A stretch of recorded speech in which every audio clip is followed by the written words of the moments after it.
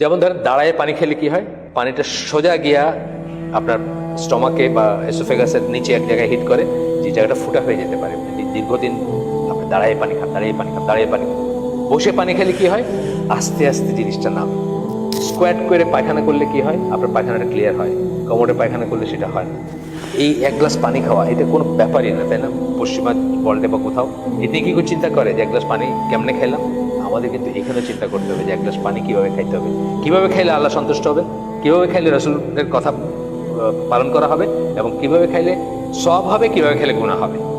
ডান হাতে খাবো, বিসমিল্লাহ বলে খাবো, বন্ধ মানে রয়ে রয়ে খাবো, গড়গড় করে না, হ্যাঁ আছে না, আদব আছে না, সুন্নাহ আছে না? এই কাজগুলো যদি আমি আল্লাহর কথা মনে রেখে, রাসূলের কথা মনে রেখে করি, এই প্রত্যেকটা কাজ ইবাদতের কাজ। উল্টাটা যদি না করি, বা হাতে খাইলাম, হাঁটতে হাঁটতে খাইলাম, দাঁড়ায় খাইলাম, বা আরেকটা কিছু করলাম, বুঝছেন না, তাইলে কি ইবাদতের উল্টাটা নেগেটিভ যেটা সেটা হবে আমার। এটাই বলতেছে সচেতনভাবে এইভাবে সম্পন্ন করতে হবে। এগুলি সবই আল্লাহর সার্বিক পরিকল্পনার অংশ।